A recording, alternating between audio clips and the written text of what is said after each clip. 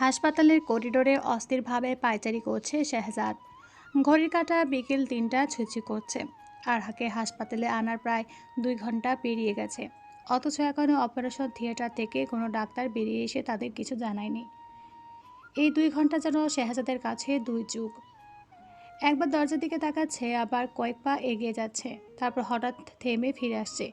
একই পথ, একই পায়চারি, কিন্তু তার অস্থিরতা যেন কিছুতে কমছে না। হাসপাতালে আসার পর একজন নার্স তার হাঁটু এবং কোণের ক্ষত পরিষ্কার করে ব্যান্ডেজ করে দিয়েছে, তবুও সেটা শেহজাদ নিজে বলে কিছু করেনি। মিনি বেগম জোর করে নার্স ডেকে এনে ড্রেসিং করিয়ে দিয়েছেন, না হলে হয়তো সেতটুকু করাতো না সে। মিনি বেগম করিডোরের একটি চেয়ারে বসে আছেন, তার চোখও বারবার সেই বন্ধ দরজার দিকে চলে যাচ্ছে, কিন্তু শেহজাদের অস্থিরতা দেখে তিনি নিজে আপাতত স্থির হয়ে আছেন। আবারও কতক্ষণ পায়চারি করলো জানা নেই শেহজাদের। এরপর সেই ওটি রুমে দরজার সামনে এসে থেমে গিয়ে দরজাটার দিকে এক দৃষ্টিতে তাকিয়ে রইল। ভেতরে আরহা, তার আরু আর তার গর্ভে তাদের অনাগত ছোট্ট সন্তান। এই মুহূর্তে পৃথিবীর আর কিছুই যেন তার কাছে গুরুত্বপূর্ণ নয়। কতক্ষণ সেদিকে তাকিয়ে থেকে ধীরে ধীরে চোখ বন্ধ করল শেহজাদ। এখানে আসার পর একেবারের জন্য অন্য কোথাও যায়নি সে, শুধু জোহরের নামাজ পড়তে গেছিল। জোহরের নামাজ পড়ে কতক্ষণ আল্লাহর দরবারে বসে কেঁদেছে সে নিজে জানে না। জীবনে কতবার প্রার্থনা করেছে, কতবার বিপদের মধ্যে থেকেছে, কিন্তু আজকের মতো করে কোনো দিন আল্লাহর কাছে কিছু চায়নি সে।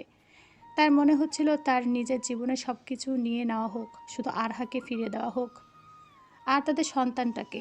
2 হাত তুলে কাঁদতে কাঁদতে শুধু একটা কথাই বলছিল সে, ইয়া আল্লাহ, আমার আরুকে আমার কাছে ফিরিয়ে দিন, আমার বাচ্চাটাকে হেফাজত করুন। ওদের দুজনের বিনিময়ে আমার কাছে যা আছে সব নিয়ে নিন, শুধু ওদের কিছু হতে দেবেন না। তারপর কতক্ষণ সিজদায় পড়েছিল মনে নেই, শুধু মনে আছে কপালটা মেঝেতে ঠেকিয়ে একসময় বুক ফেটে কান্না বেরিয়ে এসেছিল। আর সেই কান্নার সঙ্গে বারবার একটা কথাই মাথায় ঘুরছিল, সব আমার দোষ। ও যদি আরহাকে একা না রেখে বের হতো, যদি ওয়াশরুমে দরজার সামনে গিয়ে না না দাঁড়াতো, যদি আরহা ওকে দেখে হঠাৎ না চমকাতো, যদি 1 সেকেন্ড আগে ওর হাতটা শক্ত করে ধরে ফেলতো, তাহলে হয়তো আজ ঠিক থাকতো ওর পেঙ্গুইন। এই একটা যদি যেন তার মাথার ভেতর হাতুড়ির মতো আঘাত করছে। ওর বারবার মনে হচ্ছে দরজার সামনে দাঁড়ানো সেই মুহূর্তটাই যেন আরহার দুর্ঘটনার কারণ। অথচ সকলেই জানে কেউ ইচ্ছে করে কিছু করে না, তবুও অপরাধবোধ তো আর যুক্তি মানে না। শেহজাদ ধীরে ধীরে ওটি রুমের পাশে রাখা ওয়েটিং বেঞ্চে বসে নিজের 2 হাতের দিকে তাকালো। এই হাতেই আরহার মাথার রক্ত লেগে আছে। চোখের সামনে আবারও ভেসে উঠল সাদা টাইলসের ওপর ছড়িয়ে পড়া লাল রক্ত। শরীরটা কেঁপে উঠল তার। না, আল্লাহ। খুব আস্তে শব্দটা বেরিয়ে এলো ঠোঁট থেকে। তারপর মুখে 2 হাত দিয়ে হাউমাউ করে কান্নায় ভেঙে পড়ল সে। মিনি বেগম তাড়াতাড়ি এগিয়ে এসে জড়িয়ে ধরল শেহজাদকে। একটু শান্ত হয়ে বস না বাবা, কেন কাঁদছিস এত? দেখ, আমি ওর মা। কই, আমি তো কাঁদছি না। শেহজাদ শুনল না মিনি বেগমের কথা, উল্টো আরও জোরে মেয়ে মানুষের মতো শব্দ করে কেঁদে উঠে বলল, সব দোষ আমার ফুপি, এই আমার আমার এই কুফা কপালের। সেদিনও আমি একটু মজা করতে গিয়ে ভয় দেখিয়েছি ওকে, আজ আবার। আমি যদি ওর দরজার সামনে না যেতাম তাহলে এসবের কিছুই হতো না। মিনি বেগমের বুকটা কেঁপে উঠল। মা তো তিনি, ওটির ভিতরে তার নারী ছেঁড়া ধন পড়ে আছে, কি হচ্ছে না হচ্ছে কে জানে, কিন্তু তবু হাজার কষ্ট হলেও সামলানোর চেষ্টা করছে নিজেকে। এমনিতেই শেহজাদ ভেঙে পড়েছে, এখন যদি উনিও কাঁদেন তাহলে আর রক্ষা থাকবে না। শেহজাদ, এভাবে বলিস না বাবা, দেখা। তাহলে কিভাবে বলবো? আমি না গেলে আরও দরজা খুলে বের হওয়ার সময় আমাকে দেখে চমকাতো না, এক না পা পা পিছিয়ে যেত, আর না কখনো এভাবে পড়ে আঘাত পেত। মিনি বেগমের কথা শেষ হওয়ার আগেই কথাগুলো বলল শেহজাদ। ওর এমন মনের অবস্থায় কি বলবেন বুঝতে পারলেন না তিনি, তবু ওকে সান্ত্বনা দেওয়ার জন্য মাথায় হাত বুলিয়ে বললেন, শেহজাদ, এটা একটা দুর্ঘটনা, তুই তো আর ইচ্ছে করে ওকে ফেলে দিসনি, তাই না? দুর্ঘটনা? হাসল শেহজাদ, কিন্তু সেই হাসিতে আনন্দের লেশমাত্র নেই, আছে শুধু অসহায় এক যন্ত্রণা। ওর মাথা থেকে আমার হাতে রক্ত লেগেছিল ফুপি, নিজের চোখে দেখেছি। আরও তখন আমার একটা কথার উত্তর দেয়নি, কতবার ডেকেছি ওকে, ও ওঠেনি ফুপি, আমাকে শেহজাদ বলে ডাকেনি একবারও। ওর ভেতরে আমার বাচ্চা ফুপি, আমার আরুর ভেতরে আমাদের বাচ্চা। এখন এই আঘাতের ফলে ওদের যদি কিছু হয়, আমি ওদের ছাড়া বাঁচবো না ফুপি, আমি সত্যি বলছি। আরও যদি কিছু হয়, আমার বাচ্চাটার যদি কিছু হয়, আমি কোনোদিন নিজেকে ক্ষমা করতে পারবো না। কথাটা শেষ বলতে গিয়ে শেহজাদের গলা ভেঙে গেল। মিনি বেগম চোখ দুটো লাল হয়ে আছে, মুখের সমস্ত দৃঢ়তা যেন কোথায় হারিয়ে গেছে। মিনি বেগম এবার দুই কাঁধ ধরে শেহজাদকে নিজের দিকে ফেরালেন। তুই কি ভাবছিস আরহার এই অবস্থার জন্য তুই দায়ী? শেহজাদ চুপ, কিন্তু ওর এই চুপ থাকা নীরবতাই যেন উত্তর হয়ে দাঁড়ালো মিনি বেগমের কাছে। তুই একে বাঁচানোর জন্য পাগলের মতো ছুটেছিস শেহজাদ, হাসপাতালে নিয়ে এসেছিস। রাস্তায় কী অবস্থায় ছিলি নিজের হাঁটু কনুইয়ের কথা পর্যন্ত ভাবিসনি। এখনও 2 ঘন্টা ধরে একটা মুহূর্ত ঠিক মতো বসতে পারছিস না। তুই যদি ওর ক্ষতি চাইতি তাহলে কি এসব করতি? শেহজাদ কাঁদতে কাঁদতে অসহায় চোখে তাকালো। মেরি বেগম হাতের পিঠ দিয়ে সেটা মুছে দিলেন। আর কাঁদিস না বাবা, আল্লাহর উপর ভরসা রাখ। তুই ওর স্বামী, তুই ওকে ভালোবাসিস। দুর্ঘটনার জন্য নিজেকে এভাবে শাস্তি দিস না। শেহজাদ আর কিছু বলল না। এমন সময় ডাক্তার আনিসুল হক এলেন। এগিয়ে এসে শেহজাদের এমন অবস্থা দেখে বেশ খারাপ লাগলো তার। ছেলেটা কতটা ভালোবাসে আরহাকে তা তার অজানা নয়। সে ছোটবেলা থেকেই এমন। আরহা অসুস্থ হলে সবার আগে ওরও যেন টনক নড়ে। বাড়ির লোক কী করলো না করলো সেসবে খেয়াল নেই ওর, শুধু চিন্তা আরহাকে নিয়ে। আর আজ তো সেখানে আরহা ওর বিবাহিত স্ত্রী, তার গর্ভে সন্তান। একটা দীর্ঘশ্বাস ছাড়লেন তিনি। মিনি বেগমের দিকে তাকিয়ে বললেন, ভাবি, বাড়ির লোকজন কোথায়? তারা কি আসেনি? না ভাই, ওরা জানেও না।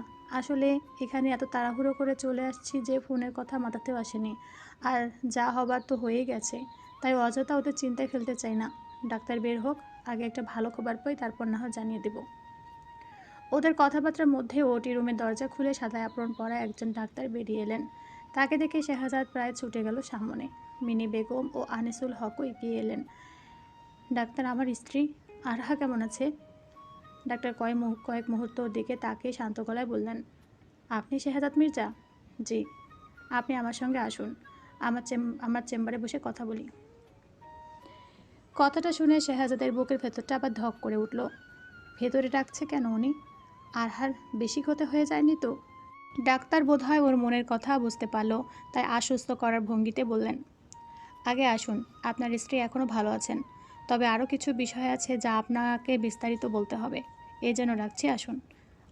আপনার স্ত্রী ভালো আছেন কথাটা শুনে শেহজাদ যেন সামান্য নিঃশ্বাস নেওয়ার সুযোগ পেল। মনে মনে আল্লাহর দরবারে শুকরিয়া আদায় করে আর দেরি করল না। আনিসুল হক, মিনি বেগম সহ 3 জনে দ্রুত ডাক্তারের চেম্বারে ঢুকলো। ভিতরে গিয়ে বাকিরা বসলো, সে বসলো না। চেয়ারের কিনারা ধরে উদ্বিগ্ন চোখে প্রশ্ন করলো, ডাক্তার, ওর মাথা থেকে এত রক্ত বের হচ্ছিল। দেখুন আমার শার্ট, সাদা শার্ট ও রক্তে লাল হয়ে গেছে। ও তখন কোনো কথাই বলছিল না। ডাক্তার ফাইলটা একবার দেখে নিয়ে বললেন, শান্ত হন, একটু শান্ত হন প্লিজ, বসুন। এই পানিটা খান, আমি সব বলছি। ডাক্তার নিজেই পাশে রাখা একটা টুল এগিয়ে দিয়ে নিজের জন্য রাখা পানির গ্লাসটা এগিয়ে দিল শেহজাদের দিকে। এবার আর কিছু বলল না শেহজাদ, শান্ত ছেলের মতো পানিটুকু খেয়ে টুলে বসলো। তা দেখে ডাক্তার বলতে শুরু করলো, পেশেন্টের এখনও জ্ঞান ফেরেনি, তবে ভয়ের কিছু নেই। ও এখনও বেশ দুর্বল আর মাথায় আঘাতের কারণে রক্তক্ষরণ হয়েছে, তো তাই কিছুটা সময় লাগতে পারে। তবে আমরা পর্যবেক্ষণে রেখেছি। শেহজাদ উৎকণ্ঠিত গলায় জিজ্ঞেস করলো, জ্ঞান কখন ফিরবে ডাক্তার? জি, আশা করছি খুব শীঘ্রই। শেহজাদের বুক থেকে যেন একটা ভারী পাথর নেমে গেল। চোখ বন্ধ করে এক মুহূর্ত মাথা নিচু করলো সে, কিন্তু পরক্ষণে আবার প্রশ্ন করলো, তাহলে এত রক্ত গেছে যে মাথায় বড় কোনো সমস্যা হয়নি তো? ডাক্তার এবার একটু বিস্তারিতভাবে বললেন, মাথার পেছনে যে জায়গাটা আঘাত লেগেছে সেখানে বেশ গভীর কেটে গেছে। মাথার ত্বকে রক্তনালী অনেক থাকে, তাই ছোট বা মাঝারি আকারের ক্ষত থেকে অনেক রক্তপাত হতে পারে। তবে ওর ক্ষেত্রে রক্তক্ষরণটা বেশ ভালো হয়েছে, তাই বাইরে থেকে পরিস্থিতি আরও ভয়াবহ মনে হয়েছে। মস্তিষ্কে কোনো বড় ধরনের সমস্যা হয়েছে কি ডাক্তার? কারণ যখন শেহজাদ আনলো খুব গুরুতর মনে হয়েছে আমার। এখন পর্যন্ত গুরুতর কোনো নিউরোলজিক্যাল ডেফিসিট আমরা পাইনি, তবে মাথায় জোরে আঘাত লেগেছে আর পেশেন্ট এখনও অচেতন, তাই আমরা ওকে পর্যবেক্ষণে রাখছি। প্রয়োজনে আরও পরীক্ষা করাবো, কারণ মাথার আঘাত তো, তাই এটাকে হালকাভাবে নেওয়ার সুযোগ নেই। মেনি বেগম যেন স্বস্তির নিঃশ্বাস ফেললেন সবটা শুনে। এতক্ষণ চুপচাপ থাকা ডাক্তার আনিসুল হক এবার শান্ত চোখে শেহজাদের দিকে তাকালেন। তারপর কোমলভাবে বললেন, শুনলে তো শেহজাদ, আপাতত নিজেকে সামলাও। ওকে এখন শান্ত পরিবেশে রাখতে হবে। অযথা টেনশন না করে নিজের স্ত্রী সন্তানের প্রতি মনোযোগ দাও। শেহজাদ যেন কথাটা শুনতেই পেল না আনিসুল হকের। তার চোখে তখন অন্য এক আতঙ্ক। শেহজাদ মাথা নাড়ল, তারপর হঠাৎ যেন সবচেয়ে ভয়ঙ্কর প্রশ্নটা করতে গিয়েও থেমে গেল। কয়েক সেকেন্ড পর খুব আস্তে বলল, আর বাচ্চা? বাচ্চা ভালো আছে তো ডাক্তার? ডাক্তারের মুখে এবার হালকা হাসি ফুটল। আপনার স্ত্রী অন্তঃসত্ত্বা, আমরা সেটা মাথায় রেখে সব পরীক্ষা করেছি। বাচ্চা ভালো আছে, ভ্রূণের হৃদস্পন্দনও পাওয়া গেছে। এই মুহূর্তে গর্ভপাতের কোনো লক্ষণ নেই। ও তো বেশ জোরে পড়েছে ডাক্তার। তাহলে কিভাবে? আপনারা কিছু লুকাচ্ছেন না তো? ডাক্তার শান্তভাবে ব্যাখ্যা করলেন। দেখুন, প্রথমত আঘাতটা মূলত মাথা এবং শরীরের উপরের দিকে লেগেছে, পেট বা তলপেটে সরাসরি আঘাত লাগেনি। দ্বিতীয়ত, গর্ভাবস্থায় এই পর্যায়ে জরায়ু এখনও পেলভিসের ভিতরে বেশ সুরক্ষিত অবস্থায় থাকে, তাই মাথায় আঘাত লাগলে যে গর্ভপাত হবে এমন নয়। শেহজাদ মনোযোগ দিয়ে শুনছিল। ডাক্তার আবার বললেন, তবে একটা বিষয় মনে রাখবেন, এখন ভালো আছে মানে আমরা একেবারে নিশ্চিত হয়ে যাচ্ছি না। যেহেতু পড়ে যাওয়ার ঘটনা ঘটেছে, তাই আমরা ওকে পর্যবেক্ষণে রাখছি। রক্তপাত, পেট ব্যথা বা অন্য কোনো উপসর্গ হচ্ছে কিনা সেগুলো নজরে রাখবো। পেশেন্ট অনেকটা রক্ত হারিয়েছে, তাই রক্ত দেওয়া হচ্ছে। কতটা চিকিৎসা করা হয়েছে কিছুক্ষণ পর্যবেক্ষণের পর কেবিনে নেওয়া হবে। তবে আজ সম্পূর্ণ বিশ্রামে রাখতে হবে। আর কোনো বড় আঘাত? এখন পর্যন্ত তেমন কিছু পাওয়া যায়নি। কোনোই যে আঘাত হয়েছে সেগুলো সামান্য। আপনার নিজেরও তো ড্রেসিং হয়েছে, তাই না? শাহজাদ নিজের হাঁটু কিংবা কোনো এর দিকে ফিরেও তাকালো না। ও ঠিক হয়ে যাবে তো ডাক্তার? প্রশ্নটা এতটাই অসহায়ভাবে বেরিয়ে এলো যে ডাক্তারও কয়েক মুহূর্ত চুপ করে রইলেন। তারপর দৃঢ় গলায় বললেন, আমরা এখন পর্যন্ত যা দেখেছি তাতে আশাবাদী হওয়ার যথেষ্ট কারণ আছে। মাথায় ক্ষতটা সামলানো হয়েছে, রক্তপাত নিয়ন্ত্রণে আছে, আর সবচেয়ে গুরুত্বপূর্ণ, ভ্রূণের হৃদস্পন্দন আছে। শেহজাদ এবার মাথা শুধু নাড়ালো। তারপর হঠাৎ মিনি বেগমের দিকে তাকে কাঁপা গলায় বলল, ফুপি, আমার বাচ্চাটা বেঁচে আছে। আমার আরও ঠিক আছে ফুপি। মিনি বেগমের চোখও ভিজে উঠল। তিনি শেহজাদের মাথায় হাত রেখে বললেন, হ্যাঁ বাবা, আল্লাহ ওদের দুজনকে আগলে রেখেছেন। এই কথাটুকুই যেন শেহজাদের সমস্ত শক্তি কেড়ে নিল। মুখটা দুহাতের মধ্যে ঢেকে নীরবে আবারও কেঁদে ফেলল সে। হাসপাতালে আনার পর থেকে নিজের সমস্ত ভয় বের করে দিয়ে মানুষটা প্রথমবার একটু স্বস্তির কান্না কাঁদল। আরহা বেঁচে আছে, তার সন্তানও ভালো আছে। কিছুক্ষণ পর চোখ মুছে শেহজাদ উঠে দাঁড়ালো। আমি আরহার কাছে যাব ডাক্তার। যাবেন, কিন্তু এখন নয়। আমরা ওকে আগে কেবিনে শিফট করি, তারপর দেখতে পারবেন। কথাটা শেষ করে ডাক্তার ফাইল বন্ধ করলেন। এরপর ওর দিকে তাকিয়ে বললেন, আরেকটা কথা, নিজেকে এবার দোষ দেওয়া বন্ধ করুন। এটা একটা দুর্ঘটনা। আপনি ইচ্ছে করে তো আর কিছু করেননি, তাই না? তাই অযথা প্যানিক করবেন না। এখন আপনার কাজ হচ্ছে পেশেন্টের পাশে থাকা এবং ওকে শান্ত রাখা। কথাটা শুনে শেহজাদ কিছু বলল না, কারণ নিজের ভেতরের অপরাধটা সে এত সহজে থামাতে পারবে না। আর কারো দিকে তাকালো না সে। ধীরে ধীরে দরজার দিকে এগিয়ে গেল। চোখে তখনও পানি, তবে সেই চোখে আতঙ্কের পাশাপাশি একটুখানি স্বস্তিও ফিরে এসেছে। তার পৃথিবীর দুটো মানুষই এখনও তার কাছে আছে। শেহজাদ দরজার দিকে এগিয়ে গেল। হাসপাতালের প্রাইভেট কেবিনে শুয়ে আছে আরহা। কেবিনের অন্য পাশে রাখা সোফায় গুটিসুটি মেরে শুয়ে ঘুমাচ্ছে মিনি বেগম। আরহার মাথার ব্যান্ডেজটা এখনও ভারী লাগছে। কিছুক্ষণ আগে ব্লাড দেওয়া শেষ হয়েছে, তবু শরীরের প্রতিটি অঙ্গ যেন ভীষণ ক্লান্ত। সামান্য নড়াচড়াতেও দুর্বলতা এসে ভর করছে। ভোরের দিকে জ্ঞান ফিরেছিল ওর। চোখ মেলেই প্রথম যে মানুষটাকে খুঁজছিল সে শেহজাদ, কিন্তু মানুষটা নেই। জ্ঞান ফেরার পর থেকেই বারবার চোখ মেলে চারপাশে তাকাচ্ছে আরহা। মনে হয়েছে এই তো দরজা খুলে হয়তো শেহজাদ ঢুকবে, কাছে এসে কপালে হাত রাখবে, হয়তো নিচু গলায় বলবে, কেমন আছে আমার পেঙ্গুইন? কিন্তু বরাবরই শূন্য কেবিন। মিনি বেগমও জানে না শেহজাদ কোথায়। সারা রাত আরহার পাশে ছিল, বাড়ির সবাইও এসেছিল, কিন্তু শেহজাদ কাউকে থাকতে দেয়নি। এতিমখানা আর বৃদ্ধাশ্রমে কত শত অসহায় লোককে ডাকা হয়েছে আরহার জন্মদিনে আসার জন্য। এখানে থাকলে ওসবের আয়োজন কে করবে? তাই সকলকে পাঠিয়ে দিয়েছে। আরহার পাশে ছিল শুধু শেহজাদ আর মিনি বেগম। কিন্তু আরহার জ্ঞান ফেরার পর থেকে ওকে একবারের জন্য মিনি বেগমও দেখেনি। খবরটা শোনার পর থেকেই মনটা কেমন বিষণ্ণ হয়েছে আরহার। মানুষটা তো জানে ওর অবস্থা কেমন, জানে মাথায় আঘাত পেয়েছে ও, জানে এতক্ষণ অচেতন থাকার পর এখনও শরীর ভীষণ দুর্বল। তবুও একবার দেখা না দিয়েই অন্য কোথাও গিয়ে কী করে বসে আছে শেহজাদ? একটু কি মনে পড়ছে না আরহাকে? অনাগত সন্তানের কথা কি একবারও মনে হচ্ছে না?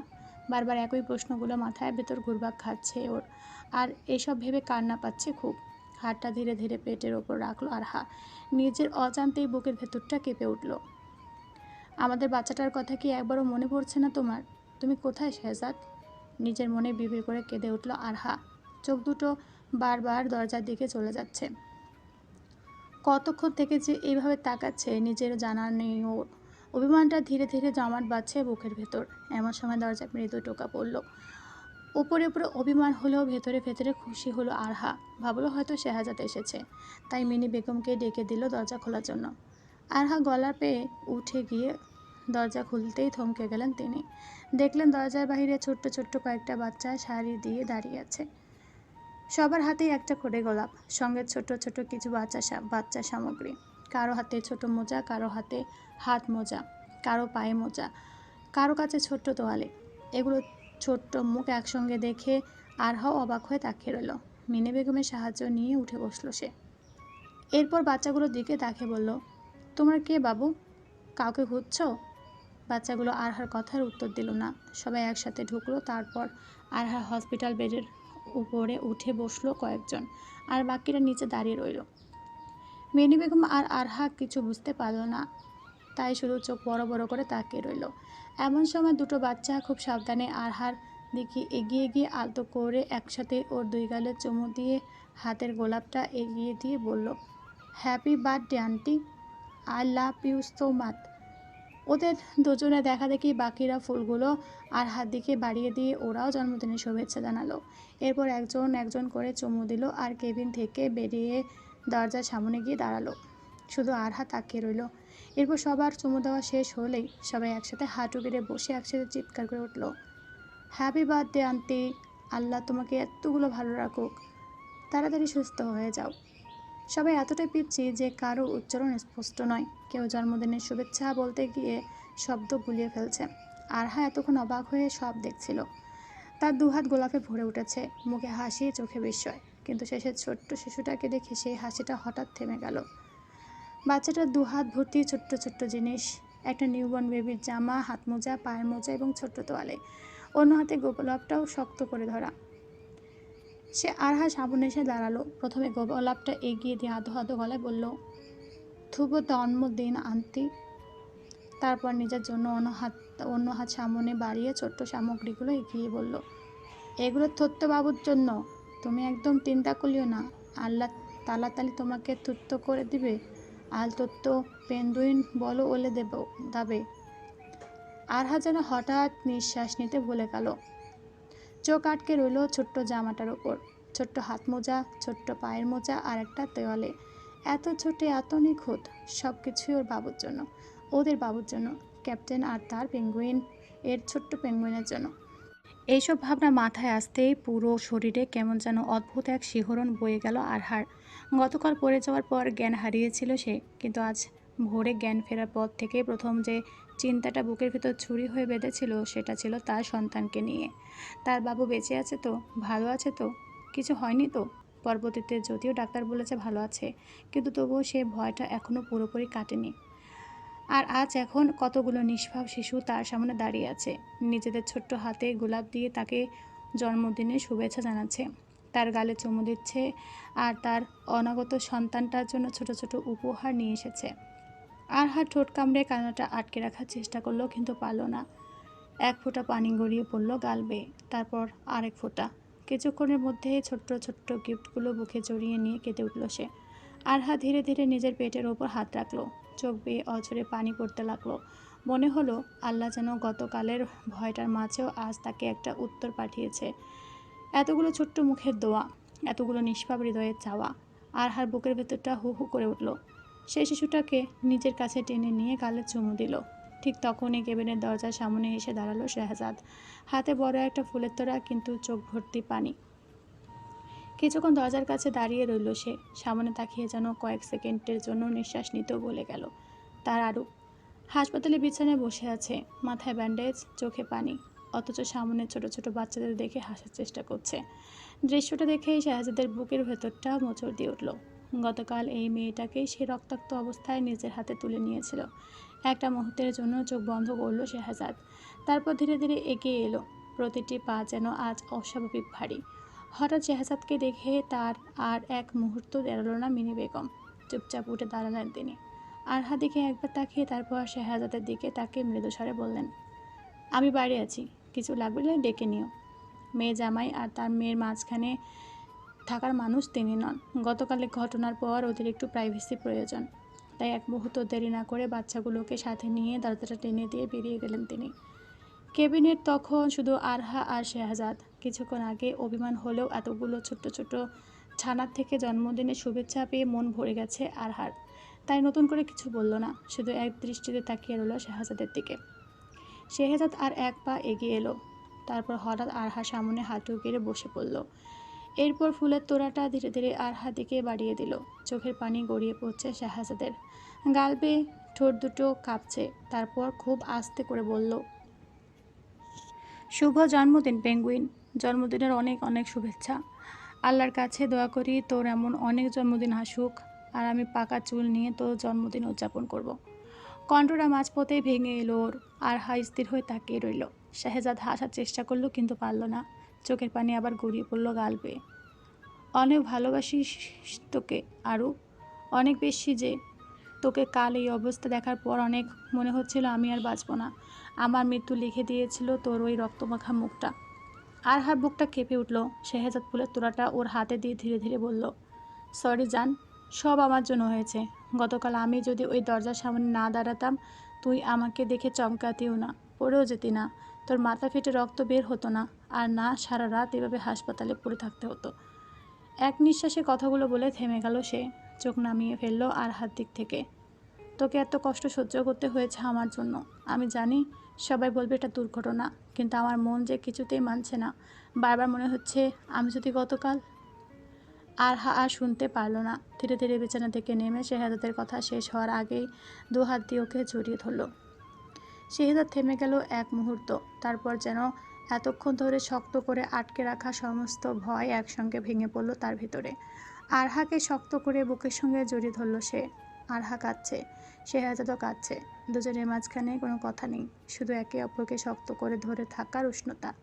কিছুক্ষণ পর শেহজাদ আরহার মাথায় মুখ রেখে ফিসফিস করে বলল, সরি আরু, তোকে হারাতে চাই না আমি। আমি 100 বছর বাঁচতে চাই তোকে নিয়ে। তুই আমার, পুরোটাই আমার, পার্মানেন্টলি আমার। এক ফোঁটাও কারোর সাথে শেয়ার করতে পারবো না তোকে, আর না তোকে ছাড়া এক মুহূর্ত বাঁচতে পারবো। আরহা মাথা নাড়ল কেবল। এরপর শেহজাদের বুকের মধ্যে মুখ লুকিয়ে বলল, কী সব বকছো তুমি শেহজাদ? দেখো আমি আছি, তোমার বুকেই আছি। এত সহজে কীভাবে ছাড়বো তোমায়? আমি মরে গেলে তুমি আর একটা বিয়ে করবে, আর আমি শাকচুন্নি হয়ে গাছের ডালে ডালে ঝুলবো? তা তো হচ্ছে না। তোমার হাড় মাস জ্বালিয়ে তবে মরবো আমি। এর আগে মুক্তি নেই তোমার। এতটা খারাপ লাগা আর কষ্টের মাঝেও আরহার এমন কথায় না চাইতেও হেসে ফেলল শেহজাদ। কিন্তু আরহাকে ছাড়লো না। আরহাও শক্ত করে ধরলো। এরপর একটু উঁচু করে শেহজাদের ছোটে চুমু দিয়ে মুচকে হেসে বলল, আমি অনেকবার আমার জন্মদিন পালন করেছি, কিন্তু আজকের মতো এভাবে কখনো নয়। সত্যি তুমি অতুলনীয়। তবে শুধু তুমি নও শেহজাদ, আমিও বাঁচব না তোমাকে ছাড়া। একটাই তো তুমি। তোমাকে ছেড়ে কোথায় যাব বলো? এই দুনিয়ায় অনেক মানুষ আছে, অনেক মুখ, অনেক সম্পর্ক। তবুও কেন জানি সব কিছুর মাঝেই আমি শুধু তোমাকেই খুঁজি। আমি আর কেউ না, আমি এক তুমিতেই সীমাবদ্ধ। আমার ভালো লাগা, খারাপ লাগা, আমার হাসি, আমার নীরবতা, সব কিছুতেই তুমি মিশে আছো। তুমি আমার কাছে শুধু একটা মানুষ না, আমার অভ্যেস, আমার শান্তি। তুমি সেই জায়গা যেখানে এসে আমি নিজেকে খুঁজে পাই। যে মানুষটাকে ঘিরে আমার এত কিছু, তাকে ছেড়ে কি করে যাই বলো তো? এতগুলো কথা একসঙ্গে বলে হাঁপিয়ে উঠল আরহা। সে শেহজাদের বুক থেকে মাথা বের করে লম্বা শ্বাস নিল। শেহজাদ ধীরে ধীরে শান্ত হলো। আরহা মুখটা দু হাতের মুঠোয় নিয়ে আলতো করে ঠোঁট ছুঁয়ে দিল ওর কপালে। এরপর চোখের দিকে তাকিয়ে বলল, আজকের এই জন্মদিনে কি চাস তুই আমার থেকে? কিছু চাই না, সব তো না চাইতেই পেয়ে চাই। নতুন করে আর কি বাঁচাইব? প্লিজ আরও বল না, কি চাস তুই, প্লিজ। শেহজাদের এমন বাচ্চাদের মতো জেদ করা দেখে মুচকি হাসলো আরহা। এরপর ও চোখের দিকে তাকিয়ে বলল, আজকের এই জন্মদিন উপলক্ষে আমি আমার ক্যাপ্টেনের 1000 বছর আয়ু চাই। তোমার চেয়ে ভয়ঙ্কর কোনো নেশা আমায় ছুঁতে পারেনি, তাই শেষমেশ তোমাকেই চাই।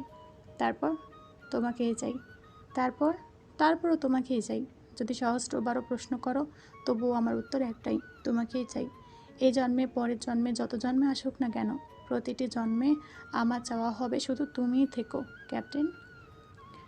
আরহার শেষ কথাটুকু শুনে শাহজাদ কিছুক্ষণ স্থির হয়ে তাকিয়ে রইল ওর দিকে। চোখে মুখে জমে থাকা আবেগটা আর লুকানোর চেষ্টা করলো না। তারপর কোনো কথা না বলে আরহাকে আবারও শক্ত করে নিজের বুকের মধ্যে জড়িয়ে নিল। আরহা চোখ বন্ধ করে নিঃশব্দে মিশে রইল শাহজাদের বুকে। হাসপাতালের নিস্তব্ধ কেবিনটায় নীরবই রইল। শুধু দুজন মানুষের বুকের ভেতর তখন একসাথে বেজে চলেছে একই ভালোবাসা, যার কোনো শেষ নেই, কোনো পরিসমাপ্তি নেই। সকাল 10টা পেরিয়ে গেছে অনেক আগে। মির্জা বাড়িটা আজ খুব সুন্দর করে সাজানো হয়েছে, তবে কোনো জাঁকজমকপূর্ণ আয়োজন নয়। পুরো বাড়ি জুড়ে ছড়িয়ে আছে এক ধরনের শান্ত শুভ্র আবহ। চারপাশের প্রতিটি কোণ সাদা ফুলে কোমল হয়ে উঠেছে। কিছুক্ষণের মধ্যে এতিমখানা থেকে কয়েকজন শিশু এবং বৃদ্ধাশ্রম থেকে কয়েকজন মধ্যবয়স্ক মানুষ আসবেন। তাদের জন্য ছোট্ট কিছু উপহারের ব্যবস্থা করা হয়েছে।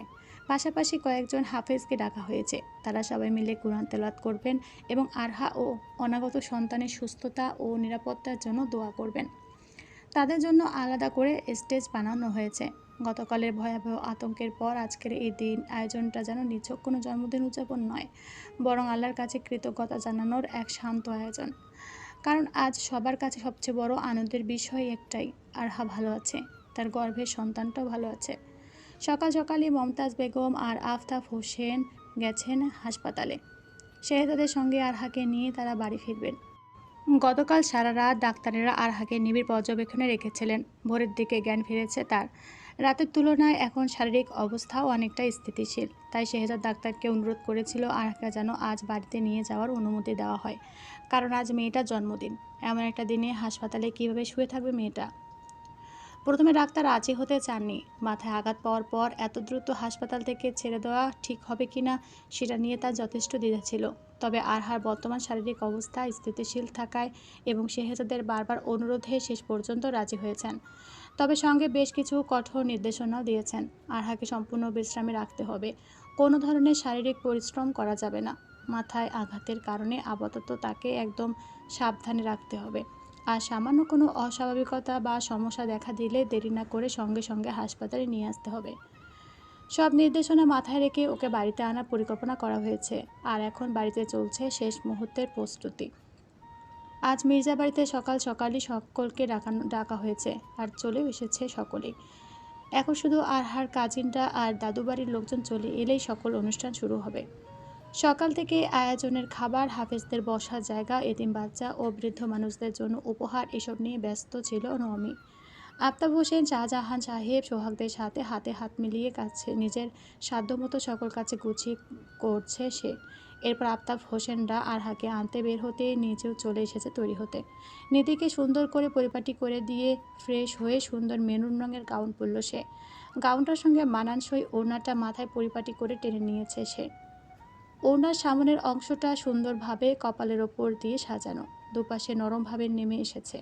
খোলা চুলগুলো পুরোপুরি খোলা রাখেনি, ওড়নার নিচে যত্ন করে গুছিয়ে নিয়েছে, যেন পুরো শ্বাসটা একটা শান্ত মার্জিত সৌন্দর্য ফুটে ওঠে। পরিপাটি হয়ে শেষবারের মতো আয়নার সামনে দাঁড়াতেই হঠাৎ কোথা থেকে যেন দৌড়ে এলো সোহাগ। কোনো কথা নেই, কোনো ভূমিকা নেই, এসে নমির হাত ধরে টানতে শুরু করলো। রসগোল্লা, এসো এসো, তাড়াতাড়ি, সময় নেই, দ্রুত এসো। এভাবে টানছেন কেন? নমি ভ্যাবাচ্যাকা খেয়ে গেল। এভাবে টানছেন কেন? কী হয়েছে বলবেন তো? আর কোথায় যাব? নমির কথার কোনো উত্তর দিল না সোহাগ। সে নিজের কাছে অটল। নমির হাতটা এমনভাবে টানছে যেন এই মুহূর্তে পৃথিবীর সবচেয়ে জরুরি কাজ হলো নমিকে কোথাও নিয়ে যাওয়া। আরে বাবা, এভাবে কেন টানছেন? কী হয়েছে সেটা বলবেন তো? নমি আরেকটা কথা বলবে ঠিক তখনই দরজার বাইরে কারো পায়ের শব্দ এলো। মুহূর্তে সোহাগের মুখের ভাব বদলে গেল। চেহারাটা দেখে মনে হচ্ছে যেন ভীষণ বিরক্ত সে। আর এক সেকেন্ডও দেরি করল না সে। কোনো কথা না বলে নমিকে কোলে তুলে ওয়াশরুমে নিয়ে গেল। তারপর নমি কিছু বোঝার আগে ভেতর থেকে দরজা লক করে দিল। সোহাগের এমন কাণ্ড দেখে চোখ বড় বড় করে তাকালো নমি। সোহাগ, কী হয়েছে আপনার? কী করছেন এসব? এভাবে? পুরো কথাটা শেষ করার আগেই সোহাগ আর সামলাতে পারল না নিজেকে। নমিকে টেনে নিজের দিকে ঘুরিয়ে নিয়ে হাত দিয়ে ওর মুখ চেপে ধরল। নমির চোখ কপালে উঠল যেন। সে হাত সরানোর চেষ্টা করতে সোহাগ চোখ বড় বড় করে নিজের ঠোঁটে হাত দিয়ে ইশারা করলো, চুপ। সোহাগের ওই ইশারায় কী ছিল জানে না নবমী, কিন্তু সত্যি সত্যি চুপ হয়ে গেল। নবমীকে শান্ত হতে দেখে স্বস্তির নিঃশ্বাস ফেলে আবার দরজার দিকে তাকালো সোহাগ। এমন সময় ওয়াশরুমের বাহিরে বেডরুম থেকে ভেসে এলো জাহাদের গলা। হেই কিউটি পাই, তোমার মাম্মাম কোথায়? নিতে বিছানায় বসে নবমীর ফোনে গেম খেলছিল, কিন্তু জাওয়াত প্রশ্ন করতে খুব স্বাভাবিকভাবে বলল, মাম্মাম থোয়াক আঙ্কেলের সাথে ওয়াশরুমে। কার সাথে ওয়াশরুমে? কানে শুনতে পাও না? থোয়াক আঙ্কেলের থাকতে মাম্মাম। জাওয়াত ওর আধো আধো বলিতে বলা কথাগুলো কিছুই বুঝতে পারল না, তাই আর কিছু বলল না। বেশিক্ষণ না দাঁড়িয়ে শেষ পর্যন্ত ঘর থেকে বেরিয়ে গেল। বাইরে পায়ের শব্দ ধীরে ধীরে দূরে মিলিয়ে যেতে সোহাগ স্বস্তির নিঃশ্বাস ফেলে ধীরে ধীরে নমির মুখ থেকে হাত সরিয়ে নিল। হাত সরানো মাত্র চাপা গর্জনে চেঁচিয়ে উঠল নমি। পাগল হয়ে গেছে নাকি? মাথা খারাপ হয়ে গেছে? বাড়ি ভর্তি লোকজন, আর আপনি আমাকে এভাবে টেনে ওয়াশরুমে ঢুকিয়ে। আস্তে আস্তে কথা বলো প্লিজ। চুপ, একদম চুপ করবেন আপনি?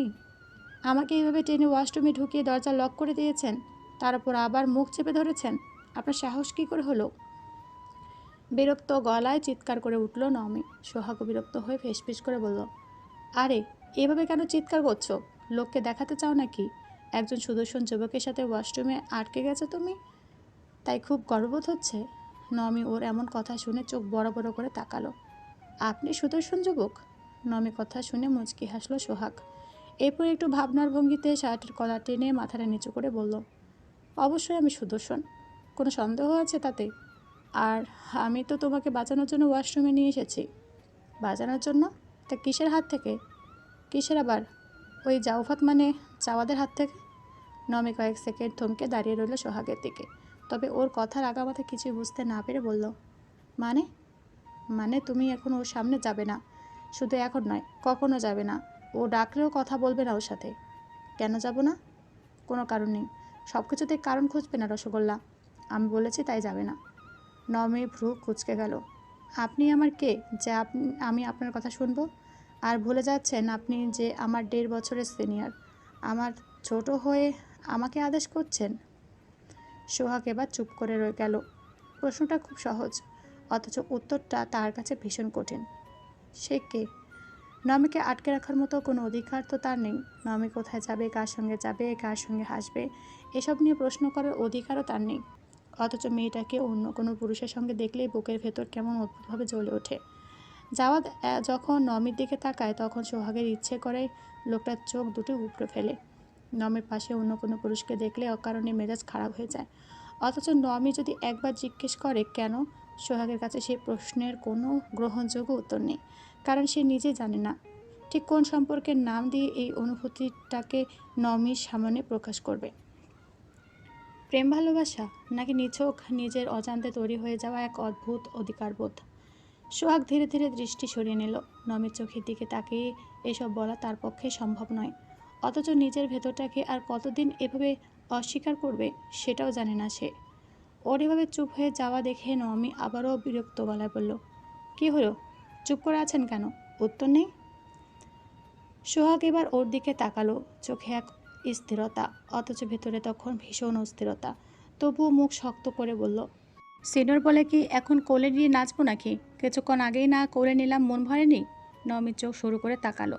আমার প্রশ্ন কিন্তু এটা ছিল না ক্যাবলাচরণ।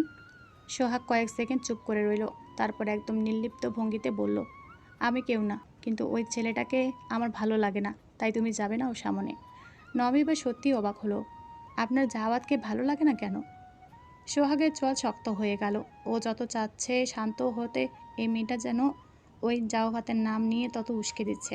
মেয়েটা কি বুঝতে পারে না ওই জাওয়াদের নামটা ওর মুখে শুনলে কেন যেন লোকটার প্রতি বিরক্তিটা আরও কয়েকগুণ বেড়ে যায়? অথচ সেটা প্রকাশ করার মতো কোনো যুক্তিসঙ্গত কারণও তার কাছে নেই। কয়েক মুহূর্ত চুপ থেকে সোহাগ গম্ভীর মুখে বলল, এমনি। আর ওর চোখ ভালো না, খচ্চর একটা, চরিত্রহীন। নমি সঙ্গে সঙ্গে চোখ কুঁচকে ফেলল। কী আশ্চর্য! মানুষটাকে আপনি ঠিকমতো চেনেন না, অথচ তার চরিত্রের সার্টিফিকেট দিয়ে দিলেন। আর সে তো বাসার গেস্ট, তাকে এড়িয়ে যাব কী করে? বাসায় আরও অনেক গেস্ট আছে, তুমি তাদের সামলাও। আর ও কি ছোট বাচ্চা নাকি যে তুমি ধরে টয়লেটে নিয়ে যাবে হাগু করাতে? সোহাগের এমন উদ্ভট কথাবার্তা না চাইতে হেসে ফেলল নমি, কিন্তু সাথে সাথে সামলে নিল নিজেকে। এরপর 2 হাত কোমরে রেখে দাঁড়ালো। আপনি কি আমার জন্য জেলাস হচ্ছেন ক্যাবলাচরণ? একদমই না। উত্তর এত দ্রুত এলো যে নওমীর হাসিটা আরও গভীর হলো। তাহলে তো রাগ করছেন কেন? কই, রাগ করছি না তো। করছেন। করছি না, করছেন। সোহাগ বিরতিতে এক পা এগিয়ে গেল। আচ্ছা করছি। তো কি হয়েছে? কোথায় মহাভারত অসুস্থ হয়েছে শুনি? নওমী হঠাৎ চুপ করে গেল। সোহাগও থেমে গেল।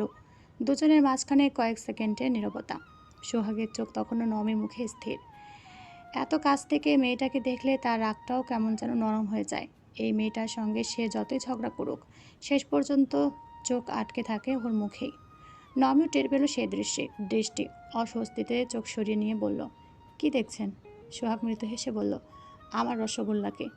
হঠাৎ এমন একটা কথায় লজ্জায় লাল হয়ে উঠল নওমীর। আবার রসগোল্লা?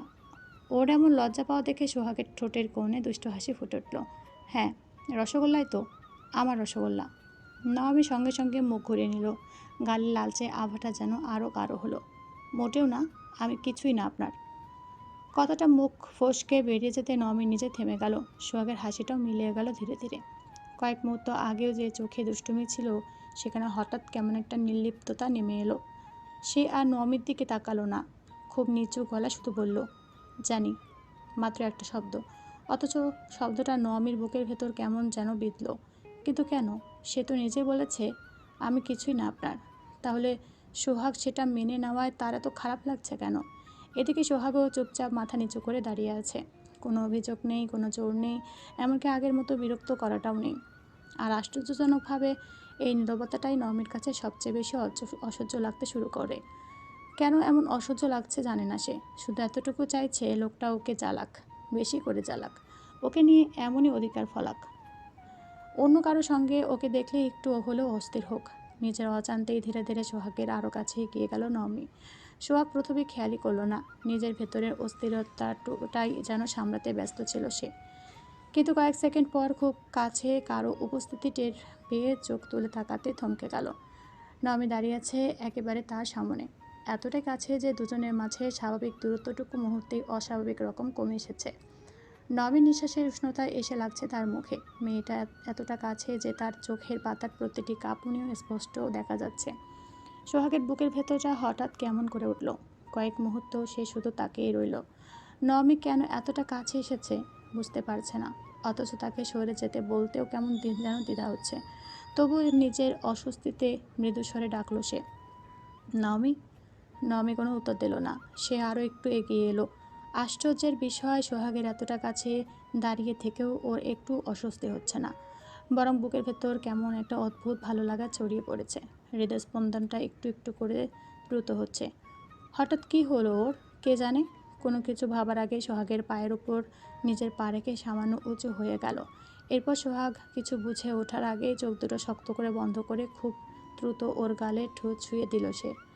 এক মুহূর্ত, শুধু এক মুহূর্তের স্পর্শ। এরপরে নমি স্থির হয়ে গেল। কেন করলো, কেন হঠাৎ এমন করলো? নিজের কাছেই কোনো উত্তর নেই। শুধু এতটুকু জানে, সোহাগের ওই নীরবতাটা আর সহ্য হচ্ছিল না। মানুষটা যখন একটু একটু করে নিজেকে গুটিয়ে নিচ্ছিল, তখন বুকের ভেতরটায় কেন যেন তাকে টেনে ধরছিল। যেন সোহাগের এই দূরত্বটা নমি কোনোভাবে মেনে নিতে পারছিল না। আর সেই অস্থিরতাটা থেকেই কি না কে জানে, নিজের অজান্তে এমন একটা কাজ করে ফেলেছে সে। অন্যদিকে সোহাগ যেন কয়েক সেকেন্ডের জন্য নিঃশ্বাস নিতে ভুলে গেল। তারপর হঠাৎ কেঁপে উঠে দুহাত দিয়ে নওমীর কাজ ঝাঁকিয়ে দিল। কি করছো তুমি এসব? মাথা ঠিক আছে তো নওমী? কণ্ঠে অপ্রস্তুত রাগ, কিন্তু তার নিচে স্পষ্ট কাঁপুনি। নবীর চোখ মিলে তাকালো। সোহাগের মুখটা এতটাই কাছে, চোখে বিস্ময়, মুখে অবিশ্বাস, আর দৃষ্টির গভীরে এমন এক অস্থিরতা, যেটার দিকে কয়েক মুহূর্ত নির্বাক হয়ে তাকিয়ে রইল সে। সোহাগের কথাগুলোর অর্থ যেন মাথায় ঢুকতে চাইছে না। পরের মুহূর্তেই যখন পুরো ব্যাপারটা একসঙ্গে মাথায় ঢুকে গেল, তখন বিস্ময়ে যেন চোখ বড় বড় হয়ে গেল। সে সোহাগকে চুমু দিয়েছে। মুহূর্তে লজ্জা আর অস্বস্তিতে গাল ভরে উঠল তার। আমি কিছু একটা বলতে গিয়ে থেমে গেল। কি বলবে সে? ভুল হয়ে গেছে, কিন্তু ভুল তো ইচ্ছে করে কেউ করে না। আবার চুমুটা ইচ্ছে করেও তো করেনি সে, তাহলে কেন করলো? কি এমন হয়েছিল যে নিজের অজান্তে সোহাগের এতটা কাছে চলে গেল? সোহাগের নীরবতা সহ্য হচ্ছিল না বলে, নাকি মানুষটাকে সত্যিই সে নিজের অজান্তে একটু একটু করে পছন্দ করতে শুরু করেছে? শেষ প্রশ্নটা মাথায় আসতেই বুকের ভেতরটা কেঁপে উঠল নমির। এটা হতে পারে না। সোহাগ তো তার থেকে ছোট। এই সম্পর্কের কথা ভাবাই যেন সেখানে উচিত নয়। সেখানে সে কিনা আরও ভাবতে পারল না। চোখ শক্ত করে বন্ধ করে ফেলল সে। আরও একটা সত্যি তাকে থামিয়ে দিল। কোনোভাবে যদি তাদের সম্পর্কটা হয়েও যায় তবু সমাজ কি মানবে? সোহাগের তো সাজানো সংসার, কিন্তু জীবনটা নমের মতো তো একেবারে নয়। সে বিবাহিত ছিল আর তার স্ত্রী সন্তান জন্ম দিতে গিয়ে দুনিয়া ছেড়ে চলে গেছে। ব্যাস, আর কোনো প্রশ্নই নেই। কিন্তু নমি, সে তো স্বেচ্ছায় ডিভোর্সি হয়েছে। যতই রায়হানের দোষ থাকুক, পরিস্থিতি খারাপ থাকুক, সম্পর্কটা টিকিয়ে রাখার মতো অবশিষ্ট কিছু না থাকুক, তবুও ডিভোর্স তো হয়েছে। আর একটা ডিভোর্সি মেয়ের এই সমাজে ওজন কতটুকুই তা আর নতুন করে বলার অপেক্ষা রাখে না। ডিভোর্সি শব্দটার সঙ্গে মেয়েদের জন্য কত শত অদৃশ্য নিয়ম, কত শত প্রশ্ন, কত শত বিচার জুড়ে দেওয়া হয়। নমি তা খুব ভালো করে জানে। যতই সব কিছু ক্লিয়ার থাকুক তবুও শেষ পর্যন্ত দোষটা হয়তো তারই হবে, মেয়েটা ডিভোর্সে। এই একটাই পরিচয়ই যেন তার সব অনুভূতি, সব কষ্ট, সব সত্যিকে ছাপিয়ে যাবে। এইসব ভেবে নমির বুকের ভেতরটা হঠাৎ ভারী হয়ে এলো। না, এগুলো নিয়ে ভাবা যাবে না। সে আর এক মুহূর্ত দাঁড়িয়ে থাকতে পারল না। হঠাৎ ঘুরে ওয়াশরুমের দরজাটা খুলে প্রায় ছুটে বেরিয়ে গেল।